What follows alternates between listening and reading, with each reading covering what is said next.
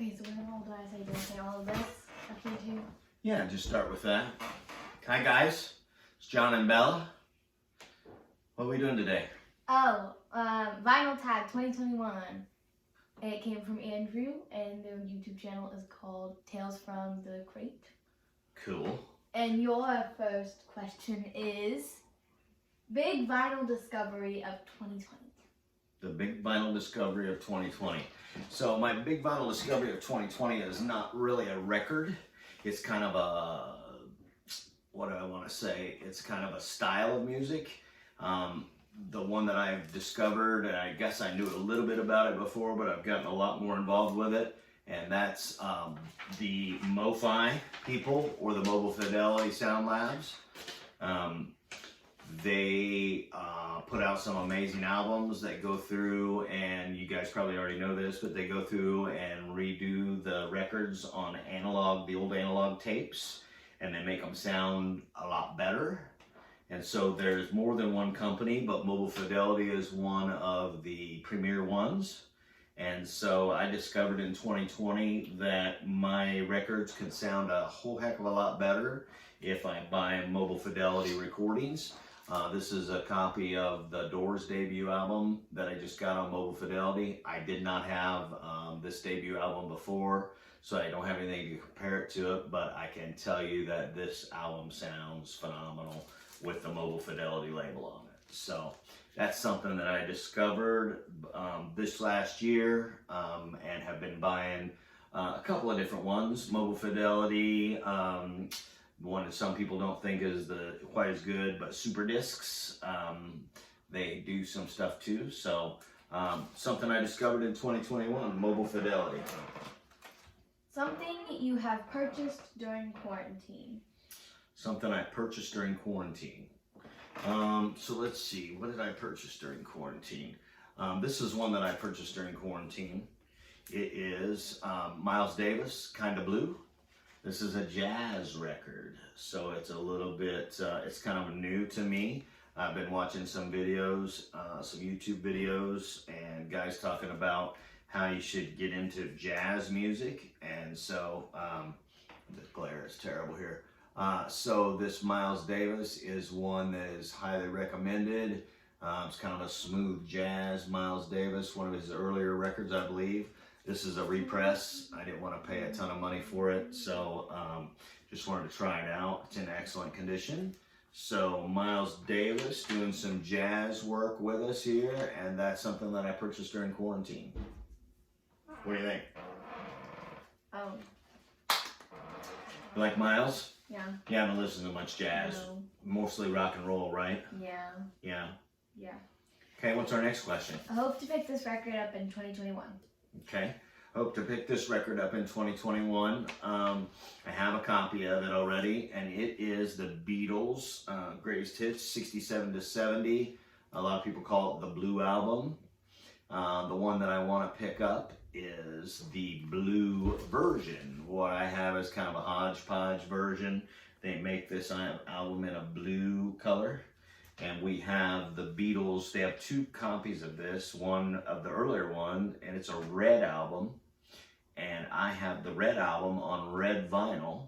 So I thought it would be cool to have the blue Beatles one on blue vinyl, and I don't currently have one of those. So I hope to pick up one that's got blue vinyl on it for 2021. Okay. So, show a box set. Show a box set. So John doesn't have very many box sets. You know why? Why? Because they cost a lot of dinero. They cost a lot of money. So a lot of people have like a great big Beatles box set, and a great big Ozzy Osbourne, and Kiss makes a great big box set, but John can't afford all that stuff. So I do have one box set. What I would consider, I guess, 3 albums maybe would be a box set. I have George Harrison's All Things Must Pass. Do you know who George Harrison is? No. He used to be a member of the Beatles. You know who the Beatles are? Yes, I know who the Beatles are. You know who the Beatles are, right? So George was one of the guys from the Beatles, and this came out after the Beatles broke up. And a lot of people consider this a very, very good record. I think the price has started to go up on it. And you know how much I paid for this? How much? $0. You know where I got it from? Where? Your grandpa gave it to me. I like my grandpa. I like him too. And he said, John, I don't listen to this George Harrison record, so I'm going to give it to you. And then the other day he said, man, I should never give you that George Harrison record because I really like it. So he's kind of changed his mind on this record, but it's too late now because he gave it to me. So that's my box set, my only box set, George Harrison. I guess I do have the Kiss Originals. They put out their first 3 albums in one set. It's over there in the stack. That's 3 records as well, but that's all I have. So next, show a concept album? A concept album. I don't know what that is. Yeah, so a concept album, I guess, means they're trying to do something throughout the whole album instead of just putting a bunch of songs together, one about a boy, one about a truck, one about a dog. They're trying to put this whole album together and it's supposed to have a certain kind of concept. So this is a concept album that did not do very well, and it is Kiss the Elder. And so Gene and the boys decided to do a concept album, and I think that they were trying to emulate maybe Tommy from The who had a great concept album, and The Wall from Pink Floyd, who had a great concept album, but this was going to be followed up with a movie. They were going to do a movie after that, but this concept record was so bad that the movie people said, nah. We don't think so. So this is the concept record, Kiss the Elder. And I have it in my collection just because I have a lot of Kiss records, and this was a nice clean copy, and to be honest with you, I've never listened to it. Maybe I should try it, but I don't think it's very good. That's my concept record. Okay. Okay, what's the next question? Oh, album was a major I know there's a lot of writing on here. So an album that was a major departure. A major departure from the previous music. Right. And so I don't have the album that was the departure, but what I do have is like a greatest hits from them. Mm-hmm. And so it is a band called Sugar Ray. Now, if you know Sugar Ray from their first 2 albums, I think I wrote down their first 2 albums there. What were their first 2 albums called? Sugar Ray? Yeah, underneath Sugar Ray. We're past Sugar Ray. What's it say next? I can't read it. Can't read it? It's all scrambled together. Okay. Yeah, I know. I kind of messed up my stuff here. So the first album was called Lemonade and Brownies. And it had a song called Mean Machine on it, which was a very kind of a heavy rock, almost a punk song. And then their second album was called Floored.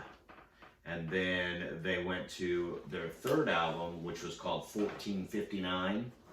And that album went from being like a heavier, almost punk. I don't want to say punk for sure because it's not really punk, but kind of heavier rock, to being very poppy. So Sugar Ray decided that it was easier to make money doing pop records. So I would say 1459 was a big departure from their 2 previous albums. So this is a greatest hits from them on red vinyl, which was an FYE exclusive. I like Sugar Ray. My son really likes Sugar Ray. They're kind of poppy though. And Mark McGrath is a pretty good singer. So you can hate me if you want. Leave it in the comments if you hate Sugar Ray. I get it. But for me, I kind of like, vacuum in the house to a little Sugar Ray and going from that. So this was a departure out. Their 1459 was a departure album for me. Okay. Promo White Label. Promo White Label. Okay, again, promo white labels. If you get big bands like Led Zeppelin or something like that, some of the bigger bands, and you try to get a promotional record from them, it costs a lot of money. And I kind of talked to you earlier about what a promotional record was. What did I tell you a promotional record was? To promote. Yeah, it's to promote, right? So they took these early copies of the records and they shipped them out to radio stations and they said, hey, this is a band we'd like you to try out. And so here's a promotional copy. And they weren't supposed to be sold. They were only supposed to go to the record stores and just be played like that. So a lot of the early promo records had white labels on them, and people like to collect them because they are the earlier pressings, and when vinyl is being pressed, the stamps are brand new because the first ones are being pressed, so they maybe sound a little bit better. So this is a band called Steelers Wheel. They had a pretty popular song that y'all may know called Stuck in the Middle with You. And it is a white label promo. And if you look right here on it, Bella, it says, what's it say right there? Promotional copy, not for sale, right? So you weren't supposed to sell these. So these kind of get a little bit more love. And Steelers Wheel did like one decent record, and this is it, and it's got a really cool song on it, and so I thought it would be cool to have a promotional copy of Steelers Wheel. That's my promo copy. I have one other promo copy too, by the way. Compilation album. Compilation album. So I picked something newer on a compilation album that's just recently out. I had a couple of his compilation albums before, but I like this one. It tends to get played a lot, and this is Elton John's Diamonds. This one, if you were lucky to get into the Walmart one store, you could get a copy of this for $15, and it's a double LP, but it wasn't on blue vinyl. This one is on blue vinyl, the blue cover and the blue vinyl. So this one is pretty cool because his first greatest hits didn't have Tiny Dancer on it, which is made famous from the Almost Famous movie. And so this is a good compilation record, and I really like this new version of Elton John Diamonds. It's my compilation record. Very nice. Okay, so album that tells a story. An album that tells a story. All right, so the one I could think of right off the bat was Pink Floyd The Wall. Pink Floyd The Wall is another one of those records that you talked about, a concept record earlier, where it's kind of all about one thing. This album is all about one thing too. It's kind of about, it tells like a story as it goes, about a disgruntled rock star named Pink and how he gets disgruntled with music and everything, and he just starts kind of holding himself away, and he builds a wall around himself. So that's the figurative thing, that, you know, he builds the wall because he gets tired and disgruntled by people. This is my favorite Pink Floyd record. I'm not big on Pink Floyd, so I know the comments might come in on that too. How can you not be a huge Pink Floyd fan? The reason is my radio station, that's my local radio station, played them into the ground for the past 40 years. So I don't like Pink Floyd as much because I've heard them so much. But The Wall is still a good record to me, and it's my favorite Pink Floyd record. So that's my record that tells a story. Album needs to be done in vinyl. An album that needs to be done in vinyl. And so this one here is something that the album is being done in vinyl, but it is such a limited quantity that it costs a bunch of money. And it's our friends in the grunge era named Pearl Jam. Now, this is a remastered version of their record 10. And the reason I'm finding out about this is because I've kind of recently discovered Pearl Jam again, and I really like their music. And they have a song called Yellow Ledbetter. And that song did not make this record 10 because they just didn't have room for it or didn't want to put it on there. So it came out as a B-side to maybe Jeremy. I'm not sure. Somebody can tell me in the comments. But it came out as a B-side. And when it did, people really liked it.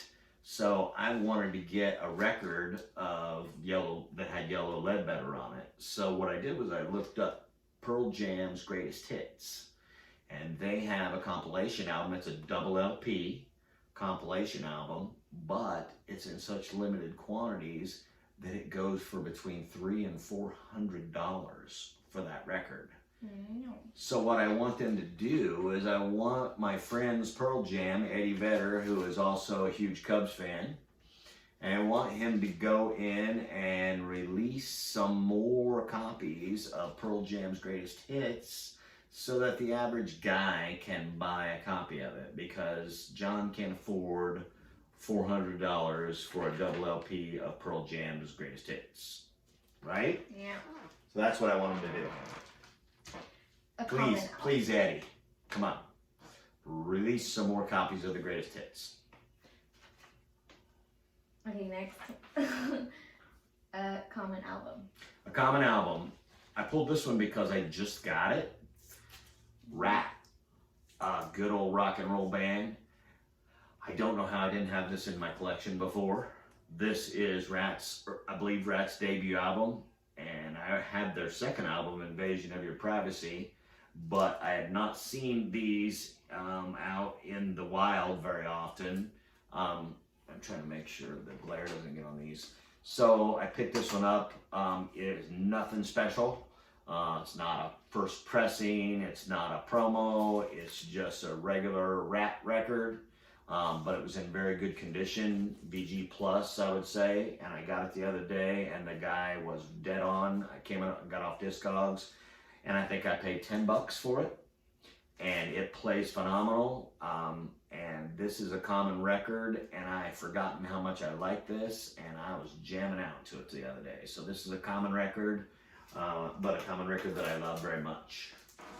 Rat. Not so common record. A not so common record. All right, so this is going to go back to the promo record that we talked about. The band was named Steelers Wheel, and they had that song Stuck in the Middle with You. And I put that on my Facebook, and somebody reminded me that the guy that was the lead singer of Steelers Wheel, his name is Jerry Rafferty, and he put out a record, and it's not very common, I don't think. I had only heard of it just because a friend of mine had gotten into it. This is Jerry Rafferty's City to City, and I like the whole record, but if you don't know this record, there'll be a couple of songs on here that you do know. Baker Street and Right Down the Line. So those two songs, if you've not heard of Jerry Rafferty, look up Baker Street especially. So this is kind of a not common record. Again, this is not an expensive record, but Jerry Rafferty's got a good voice, and he sang for Steelers Wheel, and this was a good, not so common record that I picked up. Show an EP. Show an EP. And what's another word for an EP? 7. A 7-inch record, or what do they also call them? A 45.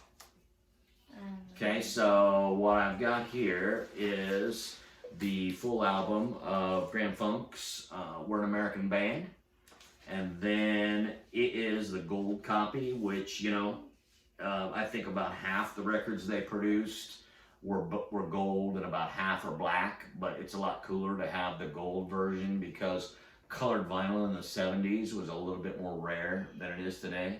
So this record's from the 70s, but it was made in gold vinyl, which is kind of cool.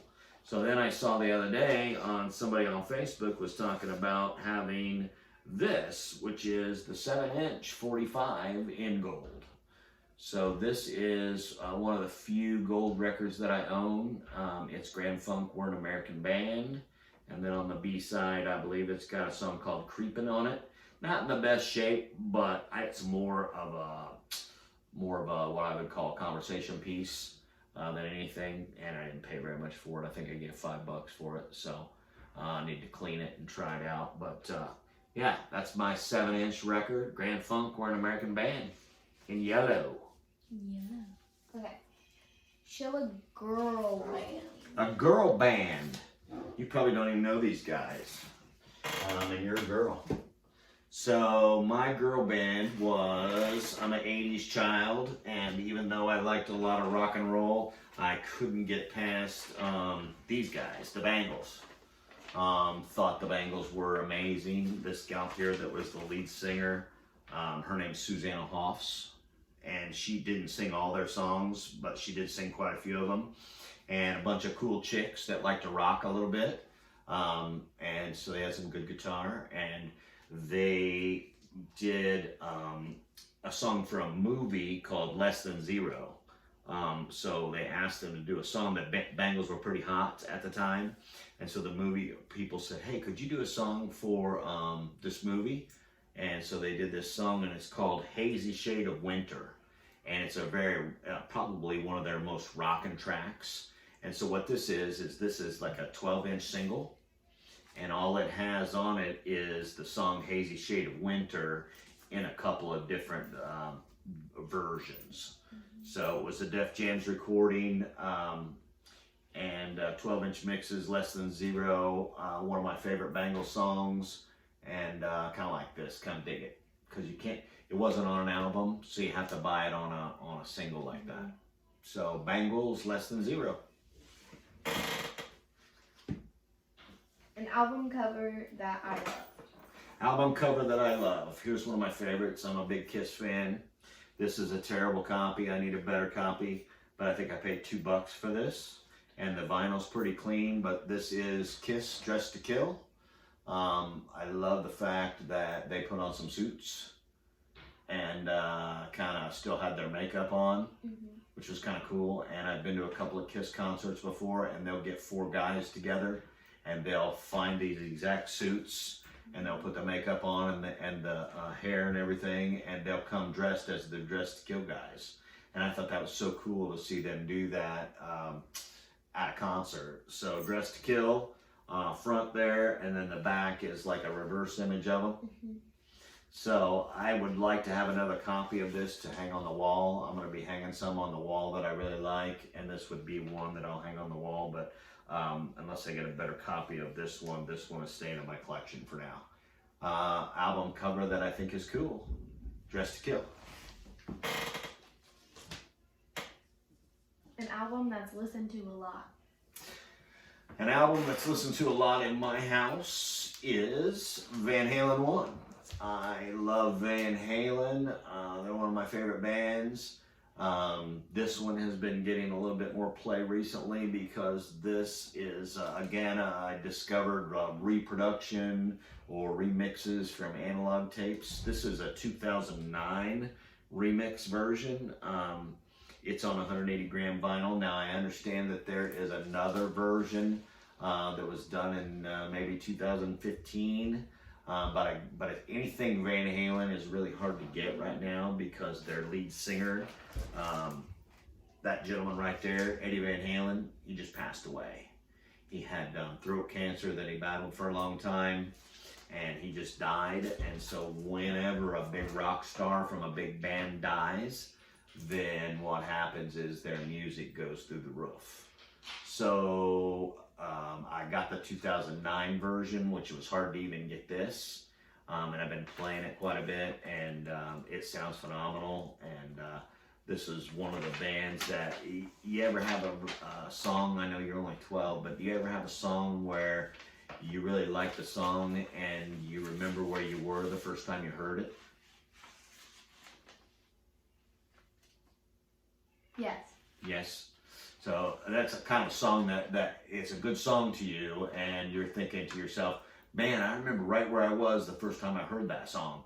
The first time I heard this album, I know right where I was. I was in a church parking lot. A friend of mine was coming to church, and he brought a boombox with him, and he had this cassette in his boombox, and he turned it on, and I was like, my goodness, who is that band? I love them. So that was my first time I heard Van Halen. Never forget it. An album you need an original of. An album I want an original or a first pressing of, okay? So that would be Black Sabbath, Paranoid. I have an early kind of a cruddy copy. I I've cleaned it, and it is the green label, Warner Brothers. So it's a pretty early pressing. But what I want on this is I want a Vertigo copy. So that would be the Vertigo copies have like a black and white swirl in here. And that means I believe that they've come from the UK or London. And that means it's an early pressing. And so I would like to have an early pressing Vertigo copy of Black Sabbath's Paranoid.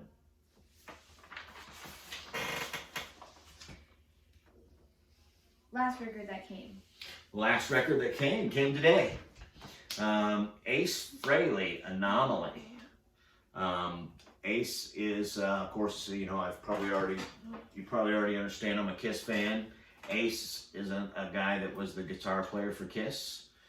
He kind of went out on his own.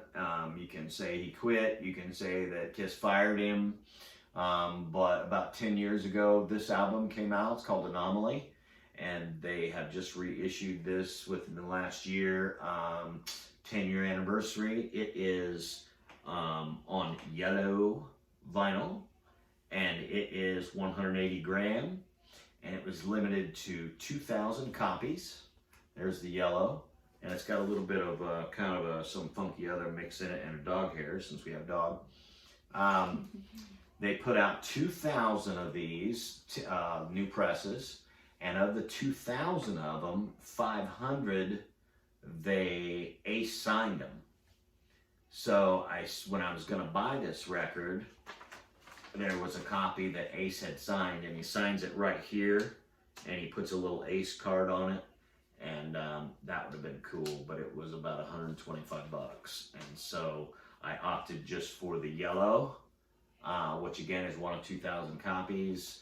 Just came in the mail today. I haven't had a chance to play it, but I understand this is a pretty good record, and this reissue has got some bonus tracks, Outer Space, and it's got a copy, remake of Fox on the Run by a band called Sweet. So Anomaly just came today. A record people just don't get. Record people just don't get. And this is not my record. This belongs to my stepson. My brother. Your brother. And his mom, my wife, both love this band. And I just don't get it. So send me some hate mail if you want to. It's System of a Down. I'm not a huge fan of how they like transition their music, you know, they'll be playing along and then they'll go into something really crazy and then they'll go back, and it doesn't have much continuity to it, to me. And I don't know if maybe people think that's the beauty of it.